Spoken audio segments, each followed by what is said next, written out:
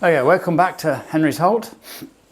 Before we crack on, I just want to say thank you to all those people who subscribed to the channel. We've just passed 100, which is just awesome. And hopefully I can keep you interested. And with that in mind, let's crack on with developing Henerys halt. Today, we're going to be looking at starting on the scenery and particularly the fueling area. So let's look at the layout. Okay, so this is the area. We're going to fill in this area over here with hard standing where the engine shed will be, and also this area here and along the front here, and we'll stop it somewhere down here. So I'm going to mark where the refueling area is. And that's going to sort of come down to the edge there, like that, maybe a bit further up, maybe more like that. So the trick here seems to be to work in small areas. So we're going to start with this area here, and we're just going to fill in this area here.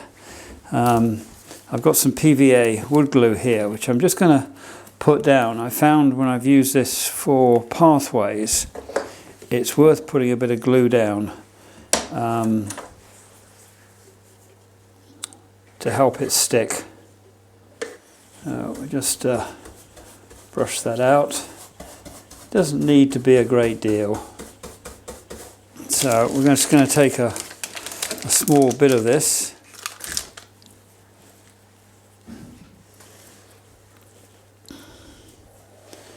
I'm just going to press it down on the board. So it's all very messy, this.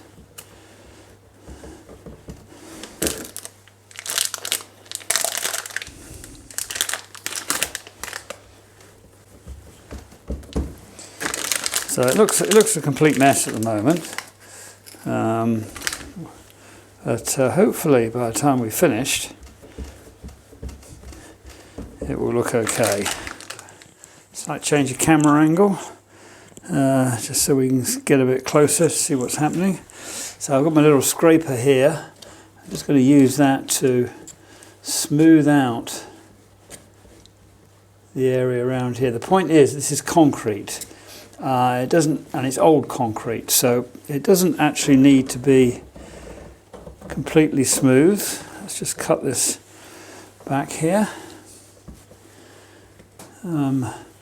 But it doesn't need to look a mess either. So it's just finding that there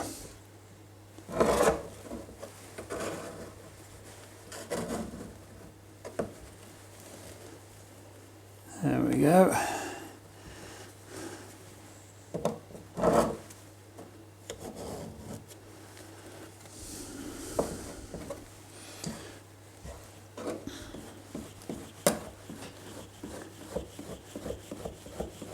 So all I've done is just finished off putting this down here, and the area over here, I think I'm basically happy with that. It's not pristine, but that's the idea. I'm going to make some cut marks in it and probably dig a little hole here and there, because it is an old piece of concrete.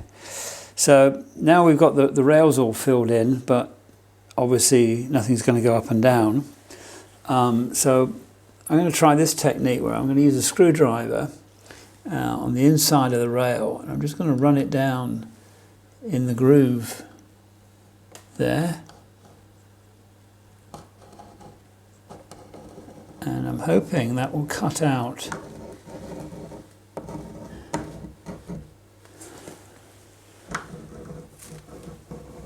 just enough of the clay so everything will run nicely. That's that side.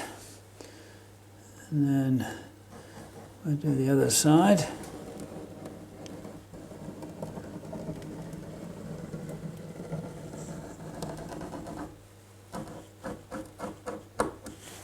Like that. We'll just... Here we have a wagon. Yeah, there's a bit of resistance there. So I'm going to go back and just run this through again.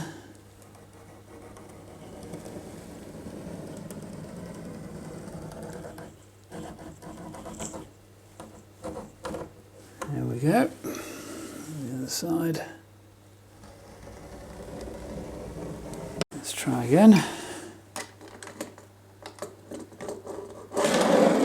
Oh, that's a lot better. I can see this wagon's never the best, but it's definitely running a lot better. I'm going to continue here and get this bit done.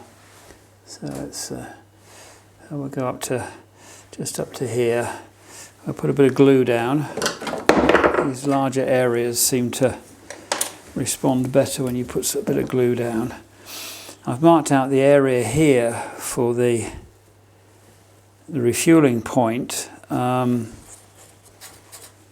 I'm not going to put the clay right up to the edge.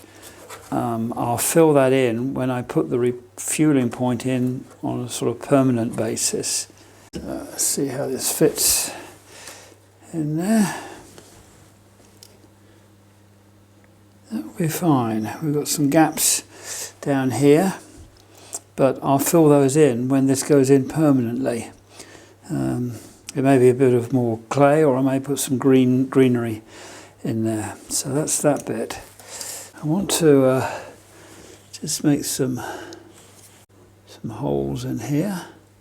I'll probably put some weeds or something into the holes. I quite like doing this because you sort of, it doesn't really matter if there's no right or wrong. And I think that when that's painted, and I'll be able to highlight those with a wash, that will look fine. Hey, quite pleased with that.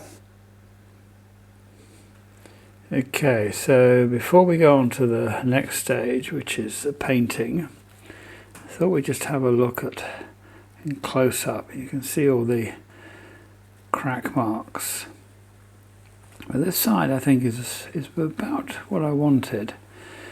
Not so good over here. I've just sanded it down and a lot of bits of clay came off. But I'm going to leave it like that. Like I said, this is a very sort of old area that's been neglected. So we'll see how it works. Right, let's start with a bit of painting now. This is the surface we've got to work with.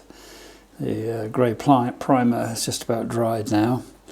So we'll have a go at trying to turn this into a chunk of concrete. Let's see how things go.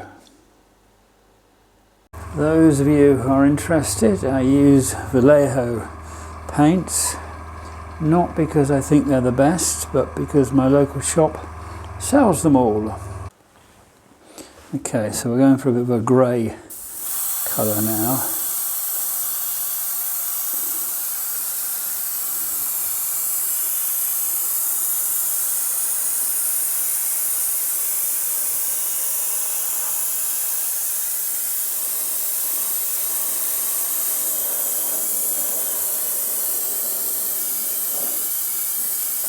I'm going to try and cover the whole surface here. Probably go over this with a lighter concrete grey when I've finished it.